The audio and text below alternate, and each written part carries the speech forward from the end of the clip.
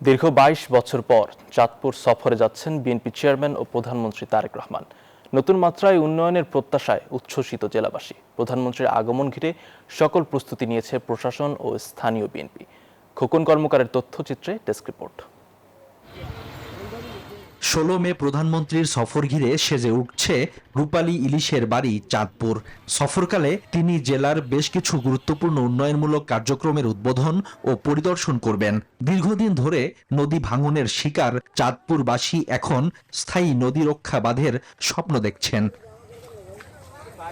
Bashundhara tissue অশুদ্ধতার বিরুদ্ধে এক বিন্দুও ছাড় নয়। পাশাপাশি চাঁদপুর বিজ্ঞান ও প্রযুক্তি বিশ্ববিদ্যালয় এবং চাঁদপুর মেডিকেল কলেজের স্থায়ী ক্যাম্পাস স্থাপন, বিশেষ অর্থনৈতিক অঞ্চল প্রতিষ্ঠা এবং কর্মসংস্থান বৃদ্ধির মাধ্যমে জেলার অর্থনৈতিক চিত্র বদলে যাবে, এমনটাই প্রত্যাশা জনসাধারণের। উদ্বোধনী অনুষ্ঠানের জন্য সকল প্রস্তুতি চলছে।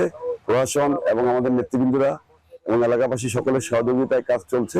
আমাদের প্রধানমন্ত্রী এসে আমাদের এই খাল খনন করলে আমাদের কৃষক আমরা খুবই উপকার হবে। আমাদের স্থায়ী ক্যাম্পাসের অভাবে আমরা যে যা ক্ষতি হইতেছি, এটার জন্য আমরা এটা থেকে বাঁচার জন্য আমাদের খুব দ্রুত স্থায়ী ক্যাম্পাস দরকার। আমরা চাই যে অবকাঠামোর দিক থেকে উন্নয়নের পাশাপাশি চাঁদপুর মেডিকেল কলেজের যেন খুব দ্রুত বাস্তবায়ন করা হয়। প্রধানমন্ত্রীর সফর ঘিরে জেলা জুড়ে চলছে ব্যাপক প্রস্তুতি, নেওয়া হচ্ছে কঠোর নিরাপত্তা ব্যবস্থা। চাঁদপুরে যদি একটা ইপিজেড স্থাপন হয়, আর আপনারা সবাই জানেন যে ইপিজেড এর চাঁদপুরের একটা ঐতিহ্য আছে, সেখানে নদী বন্দর আছে, সেখানে রেল যোগাযোগ আছে এবং সাথে সাথে সড়ক যোগাযোগ আছে।